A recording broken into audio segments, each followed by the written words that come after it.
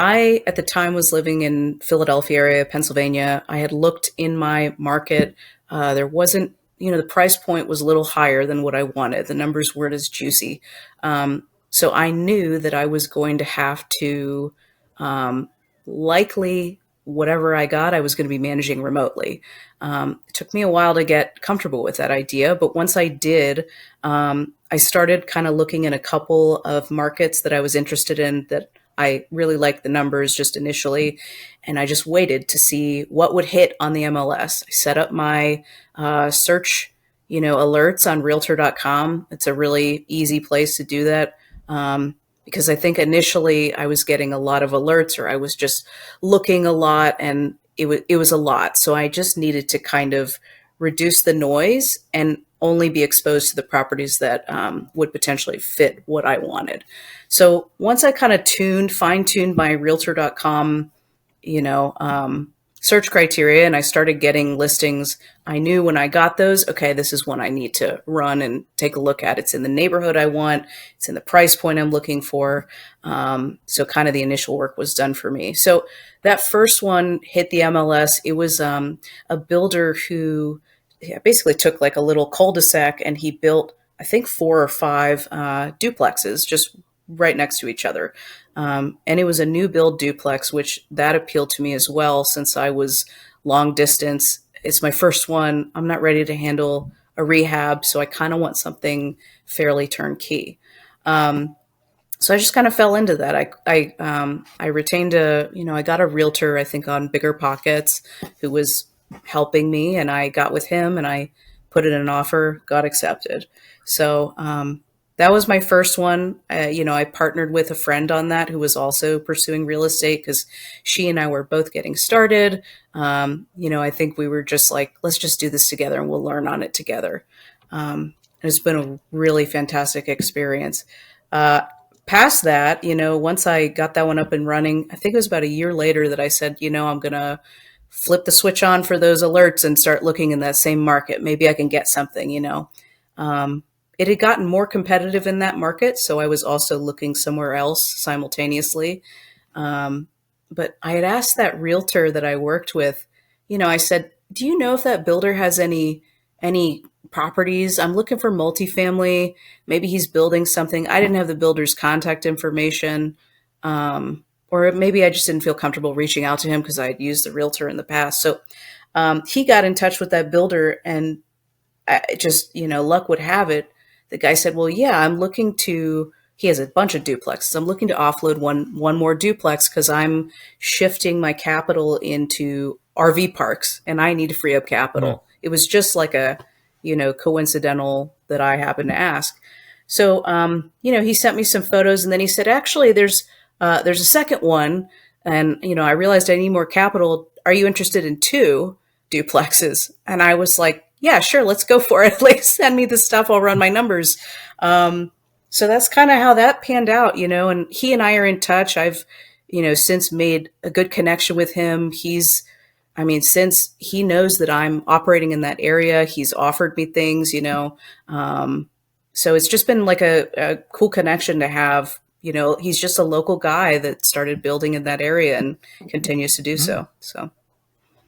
Interesting. Yeah. Wow. So all 3 came from the same builder. Yeah. Mm-hmm.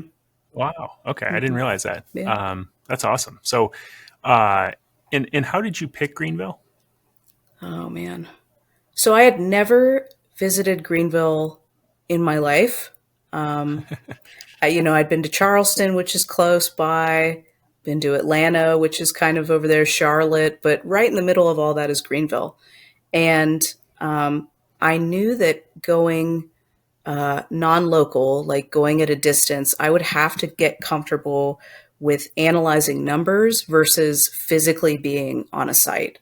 So I thought, you know what, I'm just going to see where the numbers lead me. So I based that off of the industry that's in Greenville. There's a BMW plant there. Clemson is not too far away.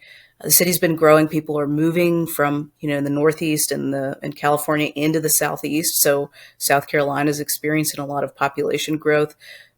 So there were a few factors where I thought, I think this can support a good good rental. You know, it was Hmm. kind of like a mid populated city, not like Atlanta or Charlotte, but it's not something that, you know, no one's ever heard of. So it's kind of how I landed there. I was also looking, I think, in the Indianapolis suburbs. So just to see what hit first.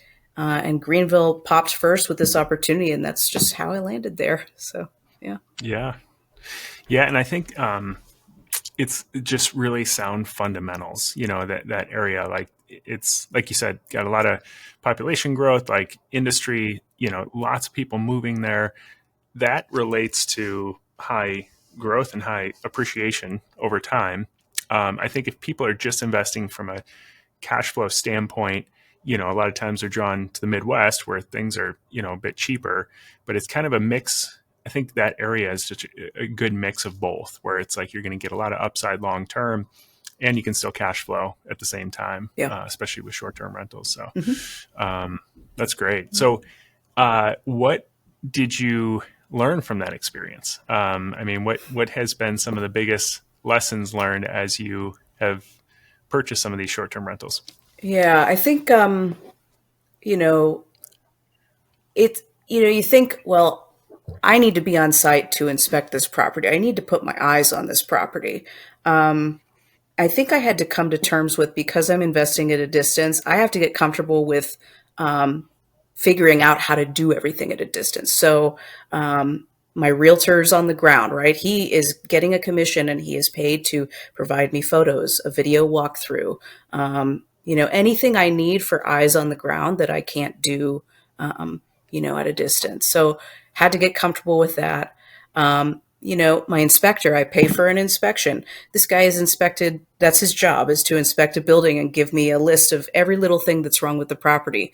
I don't have enough experience, or I didn't at that time, to walk into a building and do that. So I'm paying an expert to give me a report. And it's like, now I have it on a sheet of paper. I'm not getting, I guess, emotionally involved with the property. And that was kind of better for me. Nothing was hanging me up with, like nothing emotional or non-tangible was preventing me from investing in the property. It was all, let's focus on what needs to be fixed. Let's focus on what did the realtor show me in the photos. Like, so I think that's a good lesson I've learned, is like, you can do this at a distance. I was very afraid to do that initially. What I did is I sought out people who were doing that. I thought, there are people who have done this and I can be one of them too.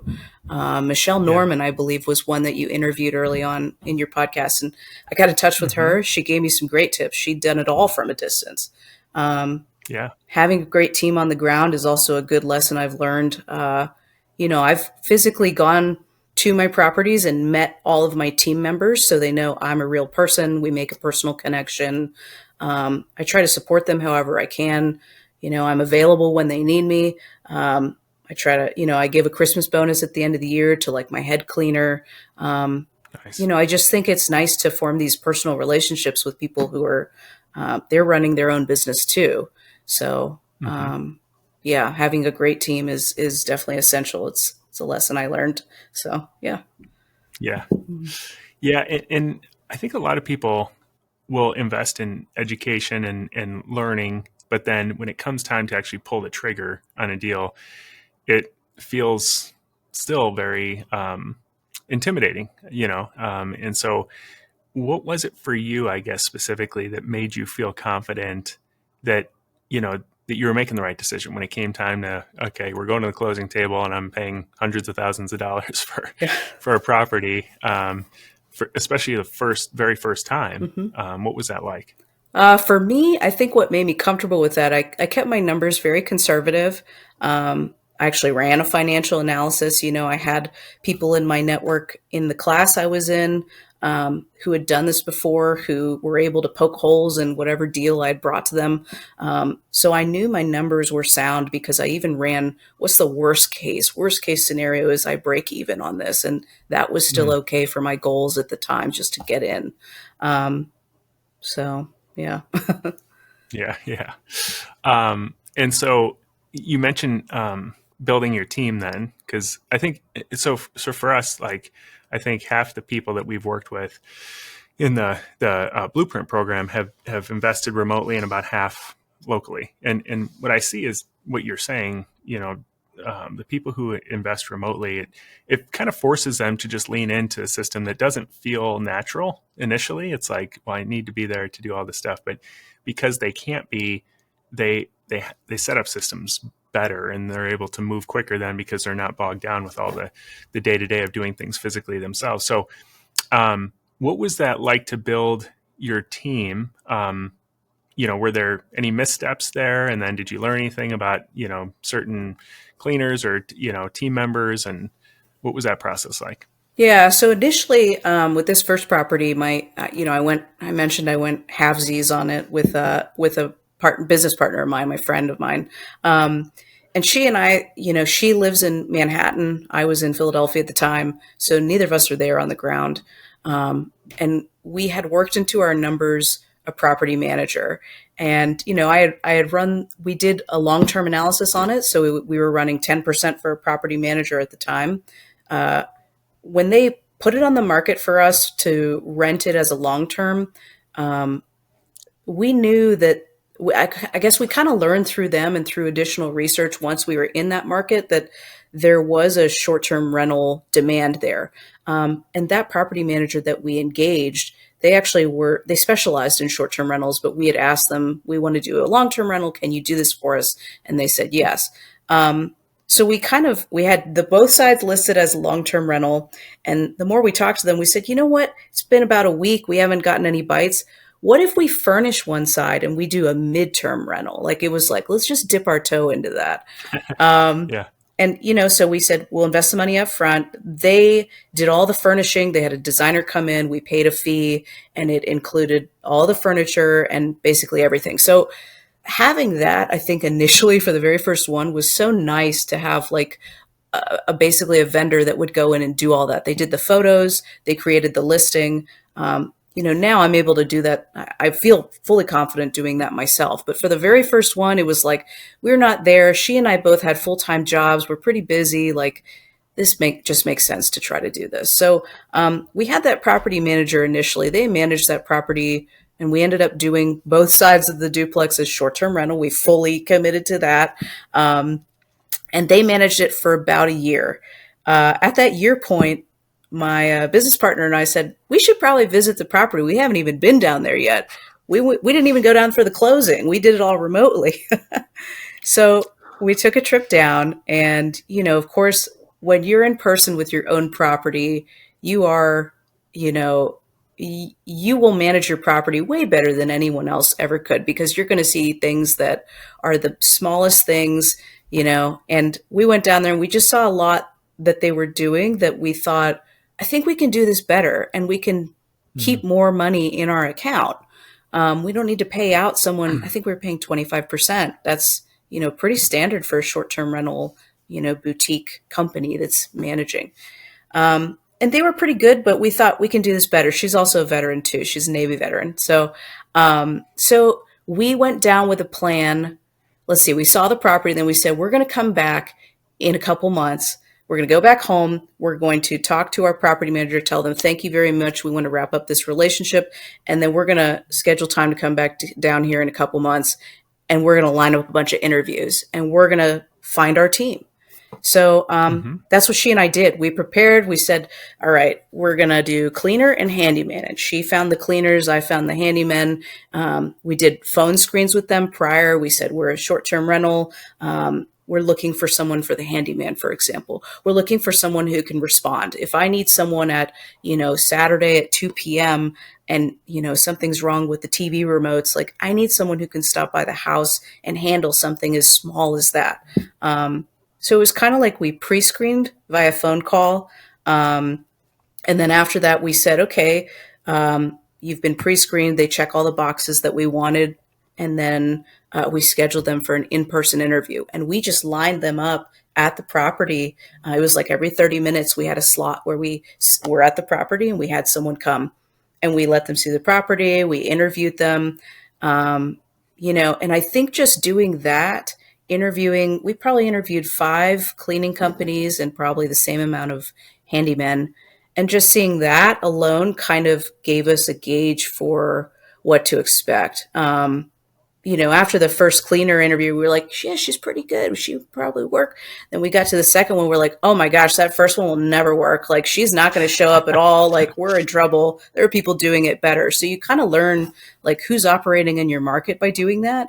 And that's kind of how we met people, built our team. We got our primary and backup cleaners and handyman from that. So we physically went Wow. down, just did a blitz week of interviews.